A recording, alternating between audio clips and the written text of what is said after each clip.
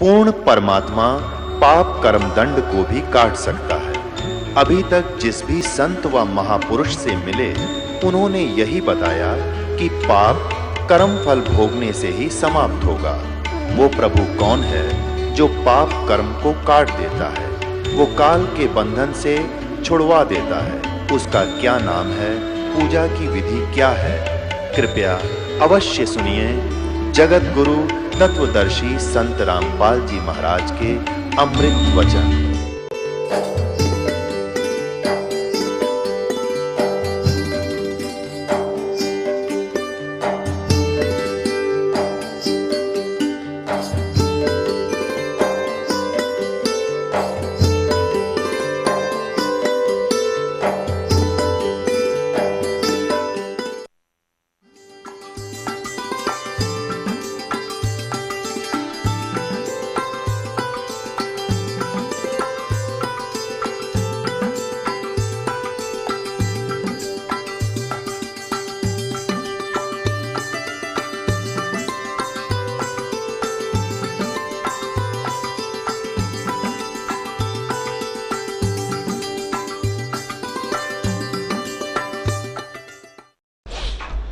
अब दास तो समझाना चाहता है, देखिएगा।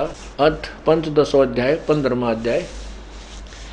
आदि मूल परमेश्वर, आदि पुरुष परमेश्वर मूल वाले, ऊर्ध्व मूलम अधः शाखम। ये अनुवाद गलत किया। अधः माने नीचे होता है और शाखम माने शाखा। ये देखिए यहाँ पर ये तीसरे मंत्र में ना दूसरे मंत्र में, दूसरे में इसका समाधान है। ये देखो अधः नीचे, अधः माने नीचे। और यहाँ क्या किया है इन्होंने, प्रथम मंत्र में अधः माने ब्रह्मा रूप मुख शाखा वाले, नहीं ये गलत अनुवाद। यहां लिखना था अधः शाखम, नीचे को शाखा वाले। संसार रूपी पीपल के वृक्ष को अविनाशी कहते हैं, वेद जिसके पत्ते कहे गए, ऐसा नहीं। छंद माने विभाग, उसके जो सब छंद आदि को कोई जानता है, पर पत्तों सहित जानता है। उस संसार रूपी वृक्ष को जो पुरुष मूल सहित जड़ से लेकर पत्तों तक जानता है, ये सोना चाहिए यहाँ पर। तत्व से जानता है, वह है वेद के तात्पर्य को जानने वाला। सह वेदविद, वह तत्वदर्शी संत है, अर्थात वेद के तात्पर्य जानने वाला। आगे देखो दूसरे में, उस संसार रूपी वृक्ष की तीनों गुण, रजगुण ब्रह्मा, सतगुण विष्णु, तमगुण शिवजी रूपी जल से बढ़ी हुई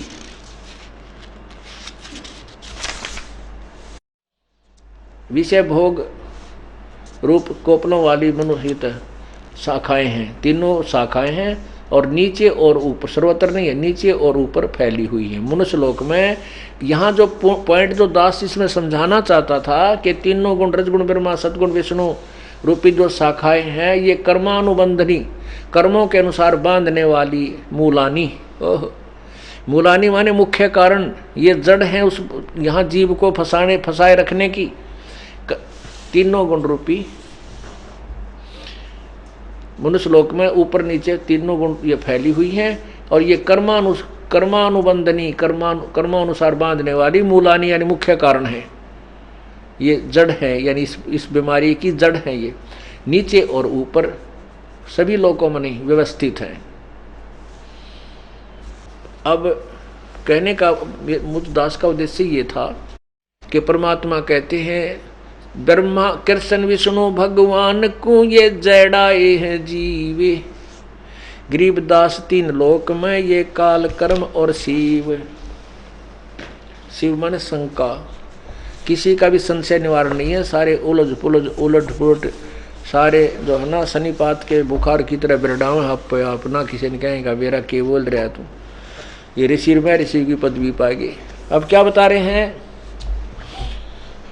अब ये पॉइंट सिद्ध करने के लिए परमात्मा की अमृतवाणी का, तो वेदों और गीता का सहारा आपको हमें लेना पड़ा।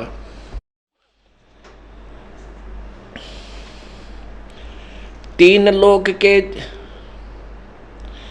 सुन स्वामी निज मूल गति, कैसन जाऊं तो ये, यानी एक जड़ बता दूं इन जीवों को फंसाए रखने की। गरीबदास इस भगवान को ये राख्या जगत समोए। ये सम्मोहित कर रखा है। इस काल भगवान ने कभी विष्णु रूप बना लेता है और विष्णु कृष्ण जी को भी यही ड्यूटी दे रखी है। कृष्ण विष्णु भगवान को ये उलझाए हैं जीवे, गरीबदास तीन लोक में ये काल कर्म और सीवे। फिर परमात्मा कहते हैं आप स्वर्ग जाना चाहते हो और श्री विष्णु भगवान के संग वहाँ उसके दर्शन करके आनंद मनाना चाहते हो, अब सुन ले वो सारी राम कहानी सुनाता हूँ। गीता जी के अध्याय नंबर 8 के और श्लोक नंबर 16 में क्या लिखा है।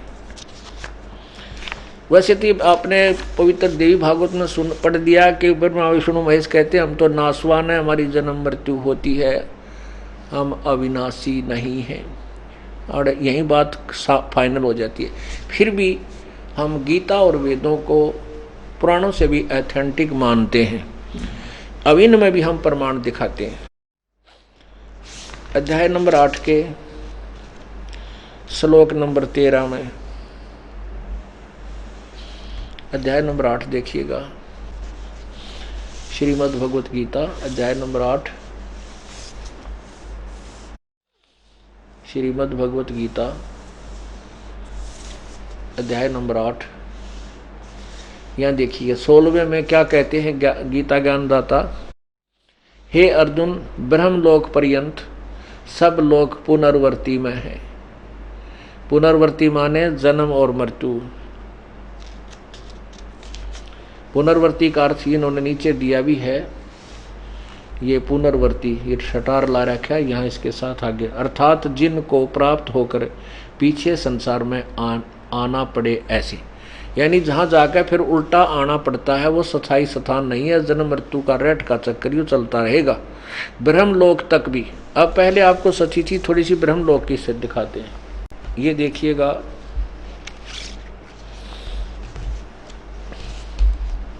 एक ये ब्रह्मांड है, एक ब्रह्मांड का लघु चित्र है ये देखिएगा।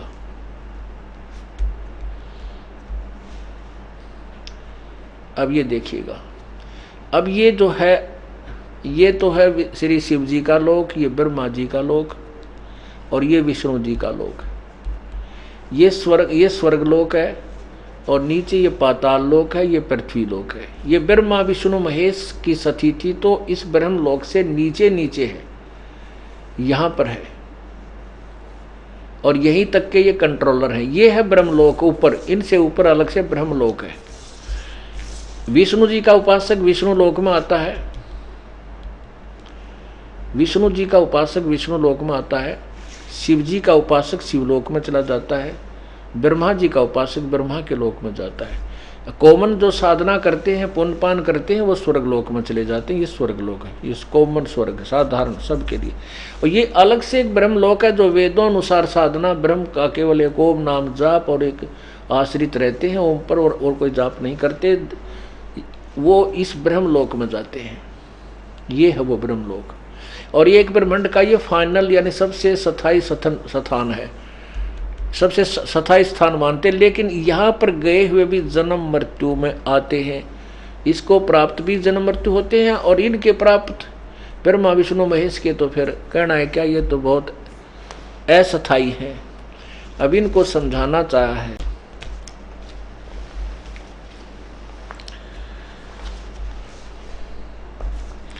अब आपने गीता जी अध्याय नंबर 8 के मंत्र 16 में पढ़ा है कि ब्रह्मलोक तक सभी लोग पुनर्वर्ती में है, अर्थात वहाँ गए हुआ का जन्म मृत्यु होता है। और ये स्वर्गलोक ब्रह्मलोक भी एक ब्रह्मांड का भी विनाश होता है, ब्रह्म की भी मृत्यु होती है, ब्रह्मा विष्णु महेश की भी मृत्यु होती है। तो तब तुम कहाँ रहोगे, ब्रह्मा विष्णु महेश भी नहीं रहेंगे।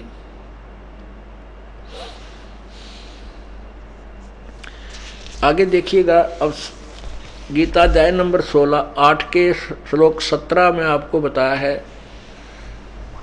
कि परब्रह्म का एक युग 1000 चतुर्युग का होता है, इतनी ही रात्रि होती, इसका प्रमाण है। इन्होंने गलत अनुवाद किया हुआ। ये पहले सत्संग में आपको ये दास सुना चुका है। अब केवल हम इतना ही लेंगे इसमें कि ब्रह्मलोक तक सभी पुनर्वर्ती में है, वहां जाने के बाद भी वापस आते हैं। ब्रह्मलोक में वही जाता जो ब्रह्म का साधना, ब्रह्म की साधना करता है। और ब्रह्म के विषय में गीता अध्याय नंबर 8 के श्लोक 13 में कहा कि मेरा ते कोब नाम है, और इसका अंतिम सांस तक जो जाप करता है वह मेरे ब्रह्मलोक तक पहुंच जाता है। और ब्रह्मलोक में गए हुए भी दोबारा जन्म मृत्यु में आते हैं। आगे देखो, गीता ज्ञान दाता स्वयं बता रहा है। ये देखिएगा अध्याय नंबर 8 के श्लोक नंबर 18 में, 17 आपको मैंने वैसे सुना दिया। संपूर्ण चराचर भूतगण ब्रह्मा के नहीं है ये, क्योंकि ऊपर से संबंधित है। ये परब्रह्म के एक दिन के प्रवेश काल में अव्यक्त अर्थात परब्रह्म के, ब्रह्मा गलत लिखा, परब्रह्म के लोक से है, ये सूक्ष्म शरीर से नहीं, लोक से उत्पन्न होते हैं। और परब्रह्म की रात्रि के प्रवेश काल में उस अव्यक्त नामक परब्रह्म के सूक्ष्म शरीर में ही लीन हो जाते हैं। ये ब्रह्मा का कोई लिंक नहीं है, क्योंकि इन अनुवादकर्ताओं को कोई ज्ञान नहीं था। इनको किसी प्रकार का उस तत्व सृष्टि रचना के विषय में कोई ज्ञान नहीं था, इसलिए गीता जी के अर्थों का अनर्थ कर डाला। गीता जी अध्याय नंबर 7 के 8 के श्लोक नंबर 17 में स्पष्ट किया है कि ब्रह्मणे माने उस परब्रह्म के एक का एक दिन 1000 युग की है। नोट चतुर्युग लिखा है, चतुर्युग नहीं है इसमें संस्कृत में, एक बार ये देखना पड़ेगा आपको। अध्याय नंबर 8 का श्लोक नंबर ये 17, इसमें लिखा है सहस्र युग पर्यंतम, सहस्र युग है, नोट चतुर्युग, सहस्र युग पर्यंतम अह यत ब्रह्मण, ये ब्रह्मा नहीं है, ब्रह्मण। ब्रह्मण का अर्थ इन्होंने खुद लिखा है। वैसे तो ब्रह्मण का अर्थ होता है बड़ा भगवान, यानी ये सेंटेंस के ऊपर निर्भर करता है कहाँ कौन से ब्रह्म, इसका क्या अर्थ है। यहाँ पर परब्रह्म के लिए संकेत है, क्योंकि पूर्ण, और अन्य स्थानों पर पूर्ण ब्रह्म के लिए ब्रह्मण का अर्थ होता है पूर्ण ब्रह्म। अब जैसे अध्याय नंबर 17 के श्लोक नंबर 23 में इस ब्रह्मण का अर्थ सच्चिदानंद घन ब्रह्म अर्थात पूर्ण परमात्मा किया, वो सही है। ये देखिएगा अध्याय नंबर 17 का श्लोक नंबर 23, ओम तत्सत इति निर्देश ब्रह्मण त्रिविध समर्थ। यहाँ लिखा ओम तत्सत, यह ऐसे 3 प्रकार का ब्रह्मण माने सच्चिदानंद घन ब्रह्म का नाम का ब्रह्म ज्ञान बोल रहा है पूर्ण ब्रह्म की तरफ। यहाँ पूर्ण ब्रह्म है, ये सच्चिदानंद घन परमात्मा पूर्ण ब्रह्म की तरफ संकेत है। तो यहाँ हम इसी को लेकर तो इस यहाँ पर केवल परब्रह्म का संकेत है कि क्योंकि पूर्ण ब्रह्म की तो आयु है ही नहीं, वो तो अजर अमर है, और ब्रह्म तक की आयु का है इसमें प्रमाण। जैसे आपको बताया है कि एक चतुर्युग 43,20,000 युग का होता है, सतयुग, त्रेता, द्वापर और कलयुग।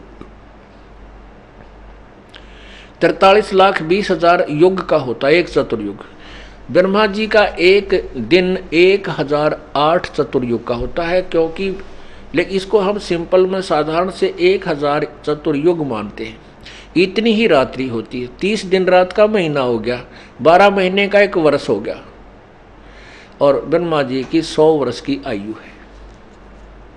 7 ब्रह्मा की मृत्यु के उपरांत विष्णु की मृत्यु, 7 विष्णु की मृत्यु के बाद एक शिव की मृत्यु। ये भी कहिए कि 700 वर्ष की विष्णु की आयु है, 4900 वर्ष वो दिव्य वर्ष है उनके, इतने लंबे चौड़े 4900 वर्ष की शिव की आयु है। ये रजगुण ब्रह्मा, सतगुण विष्णु, तमगुण शिव जी, इनकी ये आयु बताई है। फिर 70,000 जब त्रिलोकीय शिव यानी काल के पुत्र मर जाते हैं, एक ब्रह्मलोक में रहने वाला युग काल मरता है, शिव मरता है, यानी सदाशिव को काल को हो ये शरीर छोड़ देता, तो उसमें एक ब्रह्मांड का विनाश हो जाता है। और ये एक युग होता है परब्रह्म का। ओए होए, यह 70,000 जब ये त्रिलोकीय शिव मर जाते हैं तब एक ब्रह्म मरे, काल मरे, अपना शरीर त्याग देता है, और फिर ये एक युग हुआ 0.7 लाख बार ये त्रिलोकीय शिव मर जाएगा, तब एक परब्रह्म का युग हुआ। और ऐसे 1000 युग का परब्रह्म का दिन, इतनी ही रात्रि, नोट चतुर्युग, ओनली युग, केवल युग गा है इसमें। 1000 युग का परब्रह्म का दिन, इतनी ही रात्रि, 30 दिन रात का महीना, 12 महीने का एक वर्ष और 100 वर्ष की परब्रह्म की आयु। लेकिन यो भी मरेगा। एती उम्र बुलंद मरेगा अंतरे, क्योंकि सतगुरु लगे न कान न बैठे वो संतरे। इतनी लंबी आयु भी तेरी हो जाएगी तो भी तेरी मृत्यु होगी भाई। क्यों? क्योंकि तुझे वो तत्वदर्शी संत नहीं मिले, उनके ज्ञान की छींट तेरे कानों तक नहीं पहुंची, जिस कारण से तू फिर भी जन्म मृत्यु में रहेगा। अब यहाँ गीता जी अध्याय नंबर 8 के श्लोक 17 में देखिए, आपने देखिए इसका ये बताओ। अब ये देखिएगा 18वें में कहा है, संपूर्ण चराचर भूतगण ब्रह्मा के दिन के प्रवेश काल में अव्यक्त से, अर्थात ब्रह्मा का नहीं है, संपूर्ण चराचर भूतगण इस ब्रह्म के, परब्रह्म के एक दिन प्रवेश काल में अव्यक्त से, अव्यक्तात् यानी उस अव्यक्त परब्रह्म बोलिए, यहाँ गलत लिखा है इन्होंने, परब्रह्म के लोक से उत्पन्न होते हैं और परब्रह्म की रात्रि के प्रवेश काल में उसी अव्यक्त में समा जाते हैं, यानी परब्रह्म ही के लोक में चले जाते हैं, लीन हो जाते हैं। आगे देखना 19 में स्पष्ट किया है, हे पार्थ, वही यह समुदाय उत्पन्न होकर प्रकृति से वश हुआ, रात्रि के प्रवेश काल में लीन होता है, दिन के प्रवेश काल में उत्पन्न होता है। अब 20 में कमाल कर दिया, परंतु उस अव्यक्त यानी परब्रह्म से परे जो दूसरा अव्यक्त, अन्य जो दूसरा अव्यक्त है, सनातन अव्यक्त भाव है, वह परम देव पुरुष सब प्राणियों के नष्ट होने पर भी कभी नष्ट नहीं होता। अब यहाँ क्योंकि बार बार हमने समझाना पड़ता है, गीता जी अध्याय नंबर 7 के गीता जी अध्याय नंबर 7 के श्लोक 24 और 25 में ये गीता ज्ञानदाता कहता कि मैं अव्यक्त हूँ और मैं अपनी योग माया से छुपा रहता हूँ। अव्यक्त माने जो वस्तु है कहीं पर हमारी रीत से बाहर है, हम उसको देख नहीं सकते, उसको अव्यक्त कहते हैं। जैसे रात्रि के समय सूर्य अव्यक्त है, लेकिन सूर्य विद्यमान है, वो खत्म नहीं है। जैसे बादल छा जाते हैं सूर्य के सामने, तो उस समय बादलों से छुपा हुआ है वो सूर्य, लेकिन वो स्पष्ट, वो साकार है, विद्यमान है, अव्यक्त है। तो यही कहा कि मैं अव्यक्त हूं, अपनी योग माया से छुपा रहता हूं। वहां तो प्रथम अव्यक्त हुआ ये ब्रह्म, अब दूसरा अव्यक्त ये परब्रह्म हुआ। लेकिन उस तीसरे में कहा कि उस अव्यक्त से भी परे जो अविनाशी अव्यक्त भाव है, वो परमात्मा तो सबके प्राणियों के नष्ट होने पर भी कभी मृत्यु को प्राप्त नहीं होता। या शेरा वाली कूदा देखो, ओ तेरा गजब भैया, ये ब्राह्मण माटी करवा रखी, नकली संतों और गुरुओं ने सारे भूत बना दिए। अरे कूदे आड़ा डांस करें आकर के, बहन बेटियां, बुरा हाल हो रहा है इनका। यहाँ पर जैसे आपने दिन के सत्संग में सुना था, सुबह के सत्संग में सुना कि युधिष्ठिर में भूत बढ़ने लग गए। वो प्रेत आत्माएं जो युद्ध में मारी गई थी, वो युधिष्ठिर में राजा में प्रवेश कर गई, उसकी ब्राह्मण माटी कर रही थी। और वो 3 ताप, वो भूत भी ना लिखने ना श्री कृष्ण तय के भोजन खानते हैं, उसके बताए भी दानते हैं, वो भी परमात्मा कबीर जी के उस सुदर्शन, अर्थात स्वयं ही उन्होंने सुदर्शन रूप धारण करके वो 3 ताप, वो भूत भी काटे परमात्मा ने युधिष्ठिर के। अब सब जगह भ्रम भटक कर ये प्राणी इस परमात्मा के चरणों में आते, और ये भूत रो पीट कर आप भाग जाते हैं कुछ दिनों में।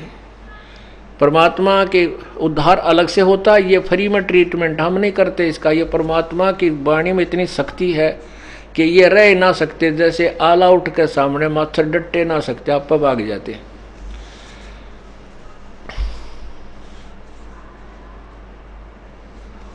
अब देखिएगा अध्याय नंबर 8 का आपने 20वां श्लोक सुना, अब 21वां सुनिए। 20वां आपने सुना कि परंतु उस अव्यक्त से यानी परब्रह्म से भी परे जो दूसरा अव्यक्त विलक्षण जो सनातन अव्यक्त भाव है, सदा रहने वाला, वह है परम देव पुरुष यानी पूर्ण परमात्मा, तो सब प्राणियों के नष्ट होने पर भी नष्ट नहीं होता, भूत माने प्राणी।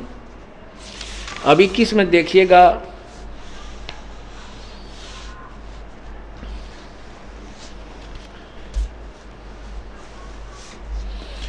अव्यक्त अक्षर, अक्षर माने अविनाशी, अव्यक्त अविनाशी इस नाम से कहा गया है, वही तीसरा भगवान इस अक्षर नामक अव्यक्त भाव को, ओहो, अक्षर यानी अविनाशी नामक अव्यक्त भाव को परम गति कहते हैं।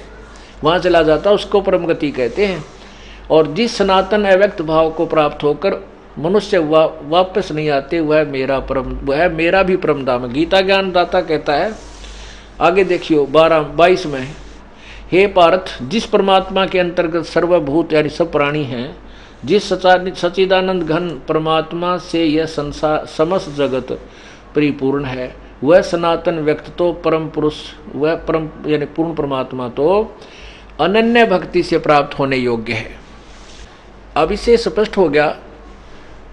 परमेश्वर समझा रहे हैं रामानंद स्वामी को, उस महर्षि के पर्दे खोल रहे हैं, अज्ञान को हटा रहे हैं। कह रहे हैं कि गीता अध्याय नंबर 8 के मंत्र 16 में कहा है कि ब्रह्मलोक तक भी सभी जन्म मृत्यु में आते हैं। और 8वें अध्याय के 18, 19, 18, 20, 21 और 22 में स्पष्ट किया है कि वो अविनाशी परमात्मा उस पूर्ण परमात्मा के लोक में जाने के बाद फिर लौटकर संसार में नहीं आते। अध्याय नंबर 15 के श्लोक नंबर 4 में स्पष्ट किया है कि जिस तत्वदर्शी संत की प्राप्ति के उपरांत उस परमात्मा के उस परम पद को की खोज करनी चाहिए, जहाँ जाने के बाद ये साधक कभी लौटकर संसार में नहीं आते। और गीता ज्ञानदाता कह रहा है कि मैं भी उसकी शरण में हूँ। फिर देखिए, सुबह भी आपको दिखाया था और अब फिर देखिए, पुण्यात्माओं, ये अंधेरा हटाना है। ये तभी हटेगा कि इस बार बार ज्ञान को सुनने से इस परमात्मा के बच्चे लाखों की संख्या में प्रचारक बनेंगे, समझाएंगे अपने बहन भाइयों ने, रिश्तेदारों को, सबको जा के इनकी उंगलियां पर रट्या जाएगा। और जब ये अंधेरा नाश होगा ज्ञान का और पूरी पृथ्वी के ऊपर प्रभु का ज्ञान होगा, सभी प्राणी सुखी होंगे, यह माया की दौड़ मिट जाएगी, परमात्मा सुख देगा, आपकी बरकत देगा, हर एक चीज़ में लाभ देगा। ये एक दूसरे से लेना, लूटना, रिश्वत लेना, ये नरक नहीं भोगेंगे हम, ये विष नहीं खाएंगे, क्योंकि ये हमें फिर आगे जाके दुख देता है। हम एक दूसरे को लूट कर धनी बनना चाहते हैं, कभी नहीं बन सकते, वो और कहीं से निकल जाएगा। धनी बनाओगा भगवान और परमात्मा की भक्ति और नाम, उसके निमित्त किया हुआ धर्म। लूटने से नहीं, लुटने से धनी बनता है, परमात्मा की शरण में आने के बाद।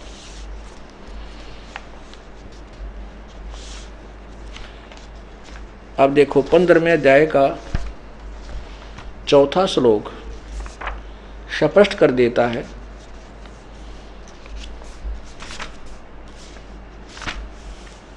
ये देखिएगा अध्याय नंबर 15 का ये 4था श्लोक है, या आगे इसका अनुवाद है, ये 4था श्लोक है। उसके पश्चात यानी तत्व ज्ञान, तत्वदर्शी संत मिलने के पश्चात उस तत्व ज्ञान से जो विधि मिलती है भक्ति की, उसके पश्चात उस परम पद रूप परमेश्वर की भली भांति खोज करनी चाहिए, जिसमें गए हुए पुरुष यानी साधक फिर लौटकर संसार में नहीं आते। और जिस परमेश्वर से इस पुरातन संसार रूपी वृक्ष की प्रवृत्ति विस्तार को प्राप्त हुई है, उसी आदि पुरुष नारायण की मैं शरण हूँ। इस प्रकार दृढ़ निश्चय करके उस परमेश्वर का मनन और निधि ध्यान करना चाहिए। अब इसमें क्या कहा है कि गीता ज्ञान दाता खुद कह रहा है कि उस पूर्ण परमात्मा की भक्ति करनी चाहिए। उस तत्वदर्शी संत मिलने के बाद उस परमेश्वर के परम पद की खोज करनी चाहिए, जहाँ जाने के बाद फिर संसार में लौट कर नहीं आते। और जिस परमेश्वर ने सारे ब्रह्मांडों की रचना की है, और मैं भी उसी की शरण हूँ, उस वही पूजा के योग्य है।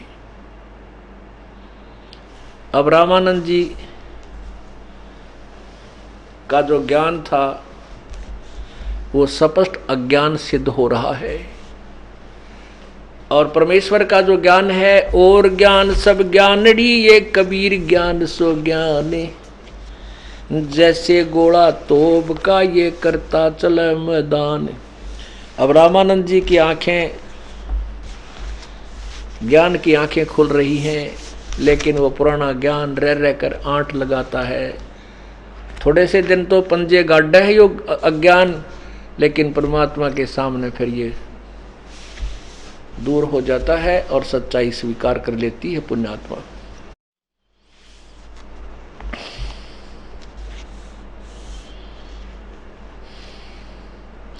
अब क्या बता रहे हैं?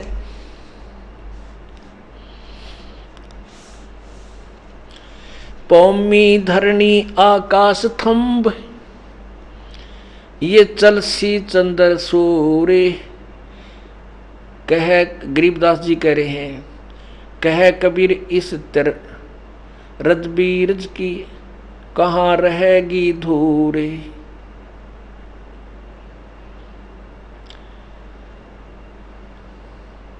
तारायण तरलोक सब ये चलसी इंद्र कुबेरे। गरीबदास सब जावेगा यो स्वर्ग पाताल सुमेरु। जिस सुमेरु पर्वत को तुम बहुत ही अच्छा स्थान मानते हो, देवताओं की नगरी मानते हो, कहते हो विनाश होगा। ये सब चलसी माने विनाश को प्राप्त होंगे, सब पुनर्वर्ती में है, चलते फिरते हैं, यानी नष्ट होते हैं और फिर बनते हैं।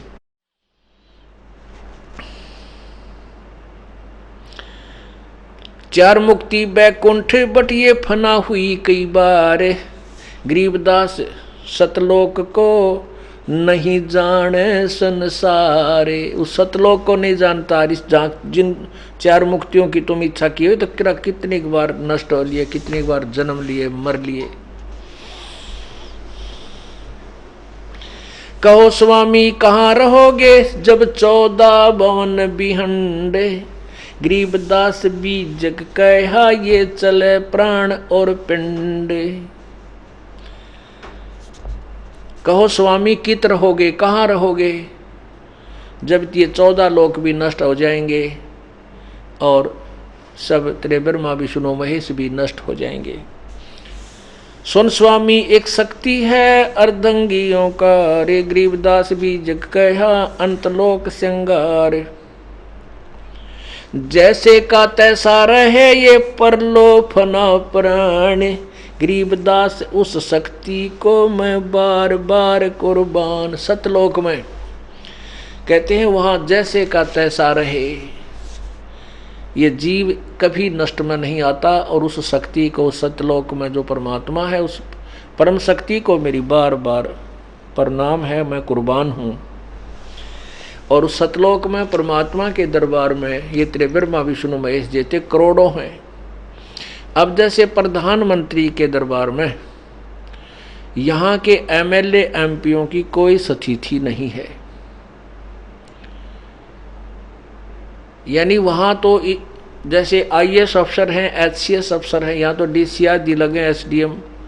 और वहाँ दरबार में पीएम सीएम के उसमें ये वहाँ एक जस्ट लाइक है, वहाँ एक सिंपल कागज कार्रवाई करने वाले होते हैं, इनका कोई अस्तित्व विशेष नहीं होता उसकी तुलना में। वैसे अपनी स्थिति में इनकी है अस्तित्व है, लेकिन उसके सामने प्राइम मिनिस्टर और के हाउस में इनका कोई वो प्रभुता नहीं है विशेष। तो ऐसे ही कहते हैं कि कोट विष्णु जहाँ बसत हैं, कोट विष्णु जहाँ बसत हैं उस शक्ति के धाम। गरीबदास गुल बहुत हैं अल्प वस्तु निकाम। शिव शक्ति जासे हुआ अंत कोट अवतार। गरीबदास उस अल्प को लखै सो हो करतार।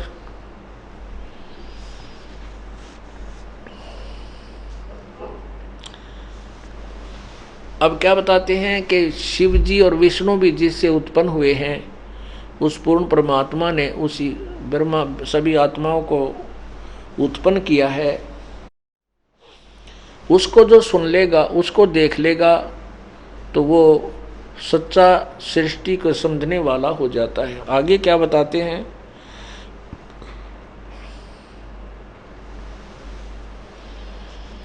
सतपुरुष हमरे रूप है तेज पुंज का कंत। गरीबदास गुल से पहरे चलना है बिन पंथ। बिन पंथ उस कंत के धाम चलन है मोरे। गरीबदास गति ना किसी शंख स्वर्ग पर डोरे। कबीर परमात्मा बता रहे हैं, शंख स्वर्ग पर हम बसे सुन स्वामी ये सैन। सैन माने संकेत, इशारा, कि उस शंख स्वर्गों से भी उत्तम जो स्थान है वहां पर हम रहते हैं, ये संकेत सुन ले मेरा। गरीबदास हम सतपुरुष हैं यो गुल फोकट फैने। परमात्मा कहते हैं कि दृष्टि पड़े सो फना है धर अंबर कैलाश। ये कृत्रिम बाजी झूठ है तुम सुरत समो वो श्वास। क्या बताते हैं कि जो भी तुम देख रहे हो स्वामी जी, जो तुमने देखा है सुना है, ये तो नासवान है। ये धर अंबर कैलाश, और जो हम जिस स्थान पर हम आपको ले जाना चाहते हैं उसके लिए आप श्वासों से सिमरण करने का एक मंत्र है, उसका जाप कीजिए।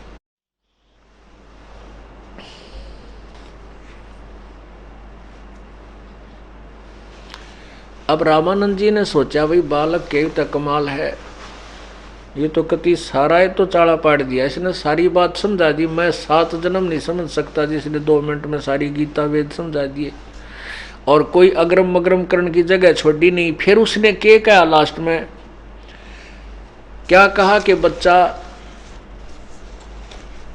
आपने जो कहा इसको मैं बहुत कुछ समझ गया, लेकिन अब किसकी बात पे विश्वास करूं मैं।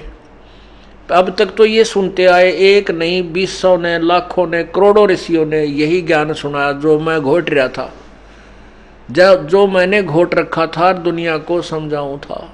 अब आपने जो ज्ञान बताया है ये मेरी समझ में पल्ले पड़ता ना, जबकि आप आंखों दिखा रहे हो, वेद और गीता भी मैं देख रहा हूँ, मुझे कंठस्थ याद है, आप श्लोक बता रहे हो, मेरी बुद्धि वहीं कंप्यूटर की तरह पहुंच जाती है, और जो का त्यों लिखा है जो आप बताते हो। तो क्या बताते हैं, कहने लगे बच्चा मैं तो बहुत साधना किए हुए हूँ, बाल ब्रह्मचारी हूँ, बचपन से ही मैंने योग साधना और समाधि लाने का अभ्यास किया हुआ है, और मैं बहुत ऊपर तक पहुँच जाता हूँ। अब परमात्मा ने सोचा जब तक इस योगी का यू भ्रम नहीं मिटेगा, यू जहाँ डले ढोर्या है वहाँ से क्या मिलेगा इस योग साधना से, तब तक इसकी बुद्धि उल्टी अटैक हो जाए। तो परमात्मा बोले कि ठीक है बच्चा, तो स्वामी जी आप अपनी समाधि लगाओ और चलो, कहाँ तक चलते हो। अब रामानंद जी का तो प्रतिदिन का अभ्यास था, आसन पद्म लगा कर बैठ गए नू का नू, और अंदर पहुंच गए त्रिवेणी के ऊपर। आगे जाके 3 रास्ते हैं, आगे जाके 3 रास्ते हो जाते हैं, और पुण्यात्माओं जंगल के अंदर इंसान जा रहा हो और आगे जाके 3 रास्ते हो जाए तो असमंजस में पड़ जाता किधर को जाऊं। अब त्रिवेणी से आगे इसकी पहुंच नहीं थी रामानंद जी की, त्रिवेणी पे यानी ऊपर जाके पहुंच जाता है, 3 दिशा बन जाती है, 3 रास्ते हो जाते हैं।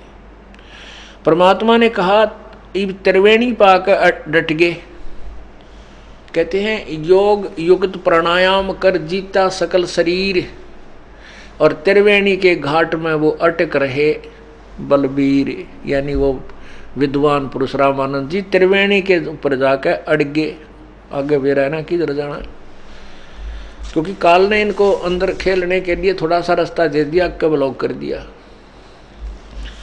तब परमात्मा ने कहा रामानंद जी अब ये 3 रास्ते हैं, ये जो प्रथम ये बीच वाला रास्ता ये तुम्हारे किसी मंत्र से नहीं खुलेगा, ये मेरे सतनाम से खुल सकता है, या काल अपनी मर्जी से खोल देता है क्योंकि ब्रह्मलोक तक ले जाने के लिए। और ये जो रास्ता इधर जाता है ये 88,000 खेड़ों को जाता है, और ये जो रास्ता जाता है ये तेरे ब्रह्मा विष्णु महेश के लोकों को जाएगा।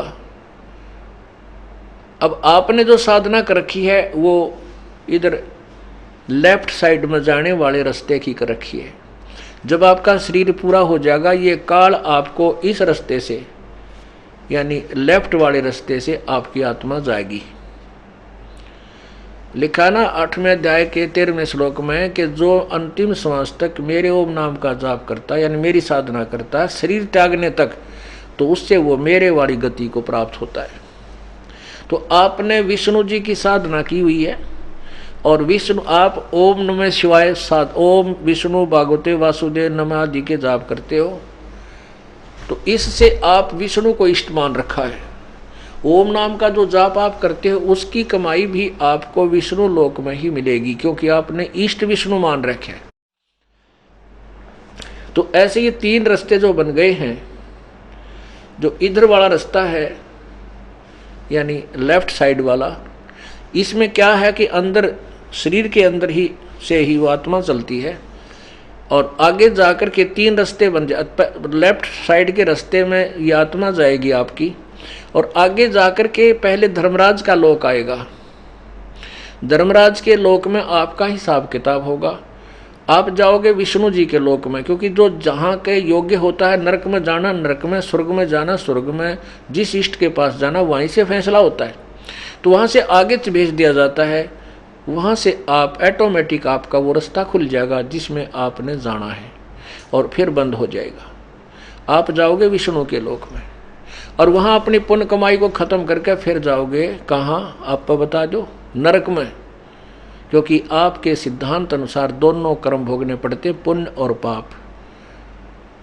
अब रामानंद जी का पसीने आ गए, क्योंकि अंदर जब जा रहा था तब रामानंद जी की आत्मा को परमात्मा अपने मंत्र से सतनाम से जाप करके वो तीसरा बीच वाला जो ब्रह्मरंध्र है वो खोला। वो तीसरा बीच वाला रास्ता खोल करके ऊपर ले गए जहाँ पर ये काल बैठा था, और काल के लोक को पार करके इसके सिर पर पैर रख के काल के और ऊपर गए ब्रह्मलोक में, परब्रह्म के लोक में, परब्रह्म के लोक से पार करके भौर गुफा में, और भव गुफा को पार करके सतलोक में प्रवेश किया।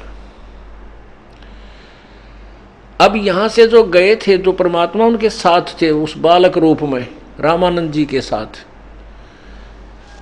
ऊपर जब पहुंचे सतलोक में परमात्मा अन्य रूप में उस तेजो में शरीर के रूप में बैठे हैं।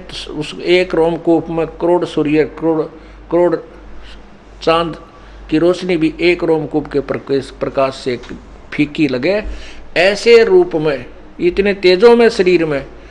और वहाँ सतलोक में एक बहुत सुंदर गुमज के अंदर एक ऊंचे आसन पर परमात्मा विराजमान थे। अब रामानंद जी की आत्मा और कबीर परमेश्वर दोनों ऊपर पहुंचे।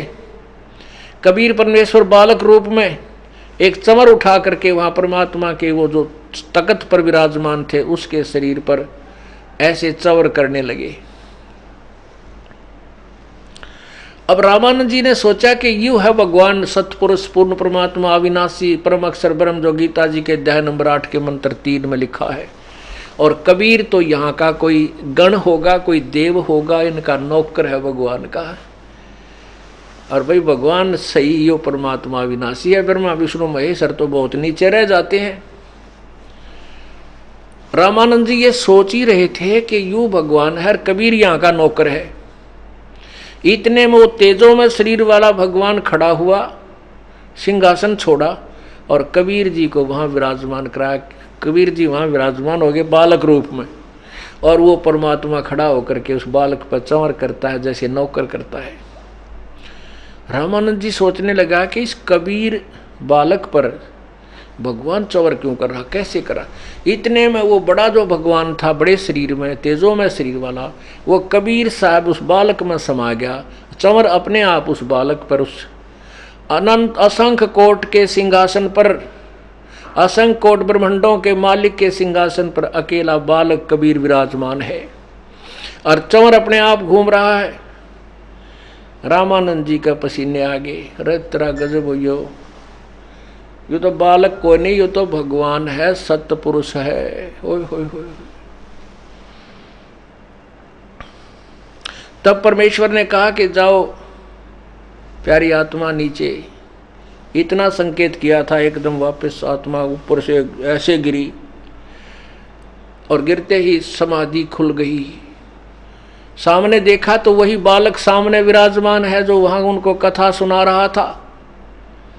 चरणों में गिर गया वो 104 साल का नकली महर्षि, उस परम पिता के कबीर भगवान 5 वर्ष के बालक में के चरणों में गिर गया और कहने लगा, दोहू ठौड़ है एक तू बया एक से दो, कह कबीर गरीबदास हम कारणे आए हो मगजो।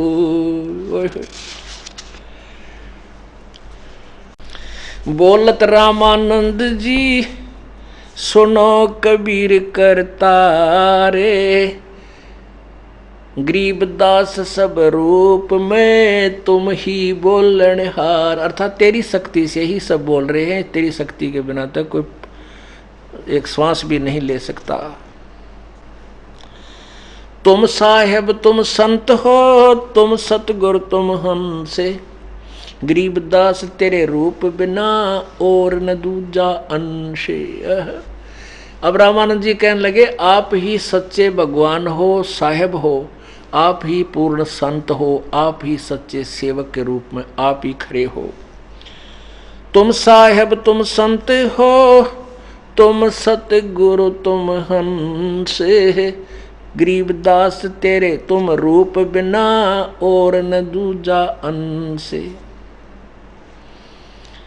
कोटि कोटि सजदा करे और कोटि कोटि प्रणाम, गरीबदास अनहद अधर हम पर से तुम धाम। सुन बे सुन से तुम स्वामी में बाल बुद्धि, भरम कर्म किए नासी, गरीबदास निज ब्रह्म तुम मेरा हो गया दृढ़ विश्वासी। कि वो निज ब्रह्म, वो तत्व ब्रह्म तू ही है भगवान। अब मेरा पेटा भर गया, मुझे दृढ़ विश्वास हो गया तेरे बिना और कोई भगवान है नहीं।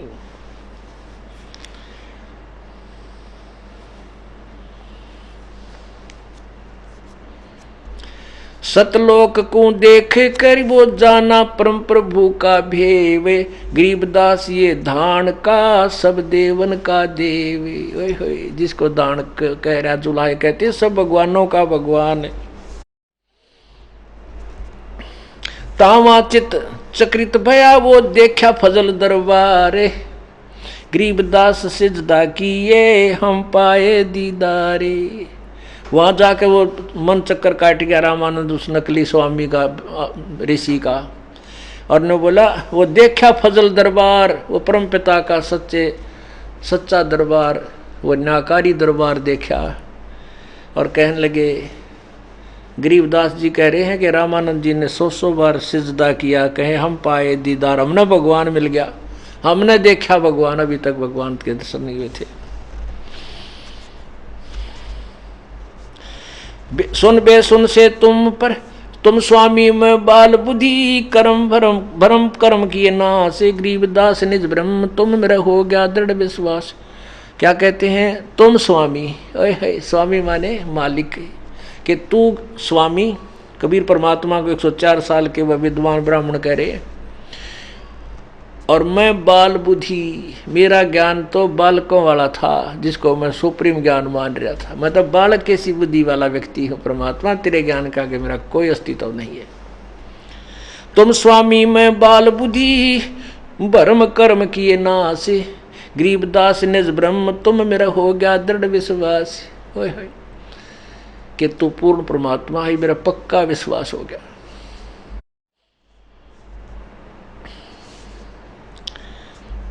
सुन बे सुन से तुम परे, उर से हमरे तीर। गरीबदास सर्वंग में अवगत पुरुष कबीर।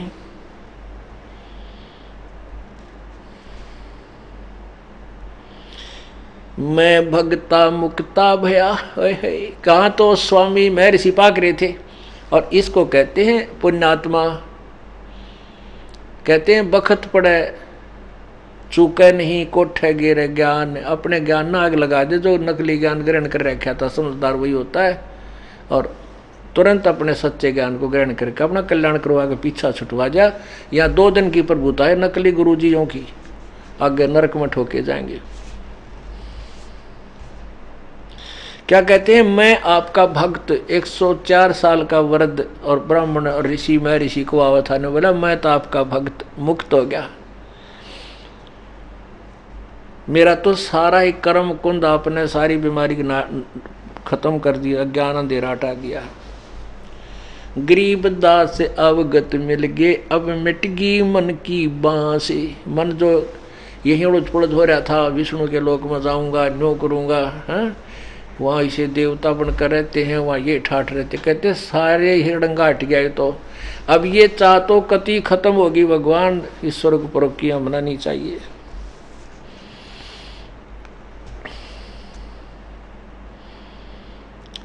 दो ठोड़ है एक तू भया एक से 2।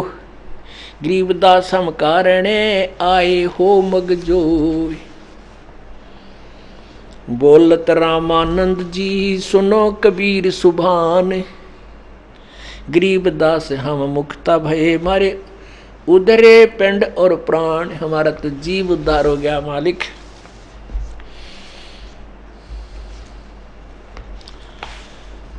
पुण्यात्माओं, बुद्धिमान उसी को कहते हैं, उसी को हम साधक और संत मानते हैं, भक्त मानते हैं। जो भगवान के लिए प्रयत्न कर रहा है वो भगवान चाहिए हमने। और भगवान सामने आके कहने लग रहा, मैं भगवान भाई सुन रामानंद राम हम, सुन रामानंद सृष्टा में। ए स्वामी सृष्टा में और सृष्टि हमरे तीर। दास गरीब अधर बसु में अवगत सत कबीर। कबीर जी कहते हैं कि मैं अधर सतलोक में भी रहता हूँ, और सभी सर्वव्यापक मेरी ही शक्ति है।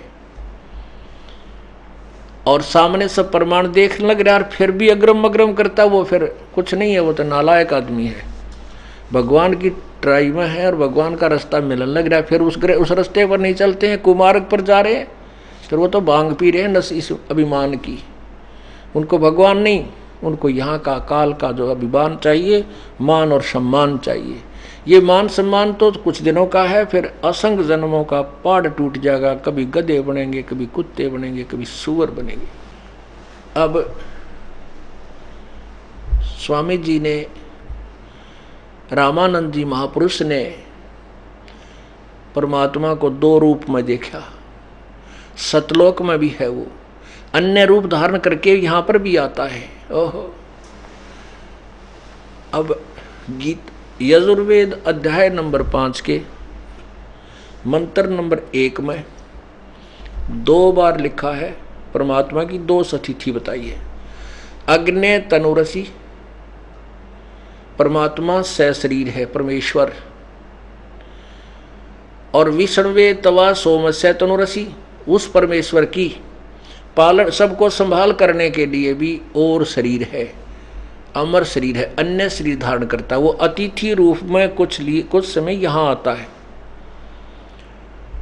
और यहाँ अतिथि रूप में रह करके अपने तत्व ज्ञान की बौछार करता है।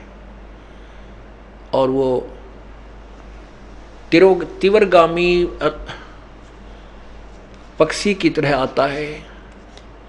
गरीबदास जी कहते, अलल पंख जो मार्ग मोरा, अलल पंख अनुराग है, सुन मंडल रे थेर, दास गरीब उधारिया, सतगुरु मिले कबीर।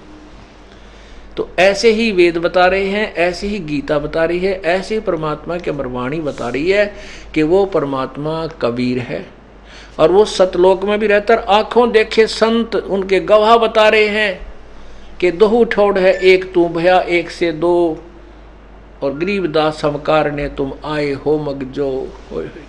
हमारे लिए ही आप सतलोक से चलकर यहाँ पर आए हो।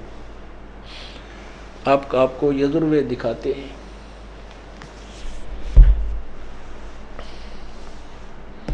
ये देखिएगा यजुर्वेद,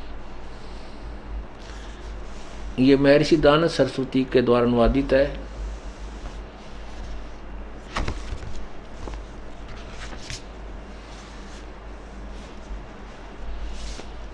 प्रकाशक हैं सार्वदेशिक कार्य प्रतिनिधि सभा 2/5 महर्षि दानव भवन, रामलीला मैदान, नई दिल्ली।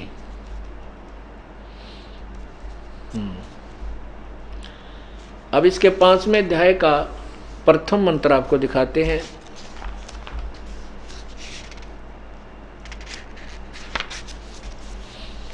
अथ पंचमा अध्याय आरंभ। ये प्रथम मंत्र है। इसमें लिखा अग्ने तनुरसी। अग्ने माने परमेश्वर, तनु माने सशरीर, असी माने है विष्णुवे तवा सोमस्य तनुरसी। तवा माने उस, सोमस्य माने अमर पुरुष का, विष्णुवे माने सबकी संभाल करने के लिए, तनु माने शरीर, असी माने है विष्णुवे तवा सोमस्य विष्णुवे तवा अतिथ्य राति अतिथ्य मसी, विष्णुवे तवा सेनाय सेनाय माने अलल पंख की तरह, यानी तीव्रगामी पक्षी की तरह। तवा सोम भरते विष्णुवे तवा अग्ने तवा राय पोष दे विष्णुवे तवा। इसका अर्थ ये बनता है कि वो परमात्मा दो रूप में है। अग्ने तनुरसी परमात्मा सहशरीर, और विष्णुवे तवा सोमस्य तनुरसी, विष्णुवे माने सबके पालन पोषण के लिए, सबकी संभाल के लिए, सर्वव्यापकता के लिए भी। तवा माने उस, सोमस्य माने अमर पुरुष का, तनुर माने शरीर, असी माने है। इन्होंने दड़ंगा कर रखा है इसका, स्वामी जी ने अनुवाद किया है। हे मनुष्यों, तुम लोग जैसे मैं जो हवि, अग्नि माने बिजली प्रसिद्ध रूप अग्नि के, यहाँ अग्नि माने परमेश्वर, तनु माने शरीर के, शरीर है परमात्मा सशरीर, ये अर्थ होता। उसके विष्णु माने संग यज्ञ की सिद्धि के लिए स्वीकार करता हूँ। बट कोई अर्थ हुआ इसका? विष्णुवे असोम से जगत में उत्पन्न हुए पदार्थ समूह, तनु माने विस्तार पुरुष आगे, उसको वायु शुद्धि के लिए उपयोग करता हूँ। अतिथ्य सन्यासी और आदि का, अतिथम अतिथिपन व उसकी सेवा रूप कर्म असी माने है। उसको विष्णुवे विज्ञान की प्राप्ति के लिए बता, सेन पक्षी के समान शीघ्र जाने के लिए यो सेन आए, ये अलल पंख का हमारा विवरण है इसमें। तो कहने का भाव ये कि स्वामी जी ने तड़ंगा करने का ठेका ले रखा था, इनका गुड़ गोबर कर गया, और हम इनको एक संस्कृत का भाषा के जानने के कारण इनको महर्षि की पदवी दे दी है। और ये जाने को नहीं थे कह खे भी। सेनाएं माने वो अलल पंख परमात्मा, पर कभी बताएंगे आपको अलल पक्षी किसे कहते हैं, उसकी कैसे वो आना होता है, कैसे वो जाता है। इसमें है कि जो परमात्मा अतिथि माने कभी भी आ जाओ, जिसके आने की किसी को ज्ञान ना हो। रामकृष्ण के बारे में तो पहले बता दिया जाता है। अब 10वां अवतार आवेगा और वो कलयुग में आवेगा, उसका पूर्व निर्धारित है कि संभल नगरी में विष्णुदत्त शर्मा के घर उसका जन्म होगा। और फिर वो कौन होगा? वो राजा हरिश्चंद्र की आत्मा होगी, और वही आकर के एक लंबी तलवार होगी उसके हाथ में, और उस समय कृतघ्नी लोगों को ऐसे काटेगा जैसे परशुराम ने अक्षत्रिय काट दिए थे। और फिर वो राजा हरिश्चंद्र इतना दोषी पाप का भागी हो जाएगा, उसको नरक में ठोका जाएगा। ये इस काल का जाल है। जैसे परशुराम जी अपने पुण्यकर्मी प्राणी थे, स्वर्ग में चले गए विष्णु जी के पास। विष्णु जी का फिर अवतार बना के भेज दिया, यहाँ का प्रतिनिधि तो देकर भेज दिया। उसने अक्षत्रियों को काट डाला, बुरी तरह खत्म कर दिए। अब उसके वो बैड अकाउंट में लिख दिए परशुराम जी के। उस बुरे खाते में लिखे गए वो पाप, और जब तक उसके पुण्य चलेंगे इतना वो स्वर्ग में रहेगा। जब पापों का नंबर आएगा अभी परशुराम जी नरक में ठोक दिया जाएगा, क्योंकि यहाँ पर दोनों भोग भोगने पड़ते हैं जब तक पूर्ण संत नहीं मिलता, पूर्ण परमात्मा में भक्ति नहीं मिलती। ऐसे राजा हरिश्चंद्र जी को डाल दिया जाएगा। तो कबीर परमात्मा के आने के बारे में ना किसी ने पता चला, ना विष्णु जाना, ना शिव जी, ना ब्रह्मा, और ना इस काल को पता चलता। अतिथि का अर्थ होता है जो जिसके आने की कोई तिथि निर्धारित ना हो, कभी भी आ खड़ा हो, और वो परमात्मा कुछ समय के लिए रहता है, उस समय अपने ज्ञान को प्रचार करता है, और वो इतनी शीघ्रता से आ जाता है और शीघ्रता से चला जाता है। जग सारा रोगिया रे जिन सतगुरु वैद न जाण्या, जग सारा रोगिया रे जिन सतगुरु वैद न जाण्या। जग भाई जन्म मरण का रोग लग्या है या तृष्णा बडेरी खांसी, जन्म मरण का तृष्णा बडेरी खांसी। आवागमन की डोर गले में पड़ी काल की फांसी, जग सारा रोगिया रे जिन सतगुरु वैद न जाण्या। जग सारा रोगिया रे जिन सतगुरु वैद न जाण्या। भाई सच्चा सतगुरु कोई न पूजे, इन झूठों जगपति आवे। सच्चा सतगुरु कोई न पूजे, इन झूठों जगपति आवे। अंधे की बागही अंधे न ये मार्ग कौन बतावे, जग सारा रोगिया रे जिन सतगुरु वैद न जाण्या। जग सारा रोगिया रे, जग सारा रोगिया रे जिन सतगुरु वैद न जाण्या। जग सारा रोगिया रे। भाई देखा देखी गुरु शिष्य बन गे, किया ना तत्व विचारा। देखा देखी गुरु शिष्य बन गे, किया ना तत्व विचारा। गुरु शिष्य दोनों के सिर पे काल ठोके पंजारा। जग सारा रोगिया रे जिन सतगुरु वैद न जाण्या। जग सारा रोगिया रे जिन सतगुरु वैद न जाण्या। भाई देखा देखी गुरु शिष्य बन गे, किया ना तत्व विचारा। देखा देखी गुरु शिष्य बन गे, किया ना तत्व विचारा। गुरु शिष्य दोनों के सिर पे काल ठोके पंजारा। जग सारा रोगिया रे जिन सतगुरु वैद न जाण्या। जग सारा रोगिया रे। भाई सार शब्द सर जीवन बूटी, गैस गैस अंग लगावे। सार शब्द सर जीवन बूटी, गैस गैस अंग लगावे। कह कबीर तुम सत कर मानो, ये जन्म मरण मिट जावे। जग सारा रोगिया रे जिन सतगुरु वैद न जाण्या। जग सारा रोगिया रे, जग सारा रोगिया रे जिन सतगुरु वैद न जाण्या। जग सारा रोगिया रे। भाई सार शब्द सर जीवन बूटी, गस गस अंग लगावे। सार शब्द सर जीवन बूटी, गस गस अंग लगावे। कह कबीर तुम सत कर मानो, ये जन्म मरण मिट जावे, जग सारा रोगिया रे। जिन सतगुरु वैद न जाण्या, रोगिया रे जग सारा रो। जिन सतगुरु वैद न जाण्या, जग सारा रोगिया रे।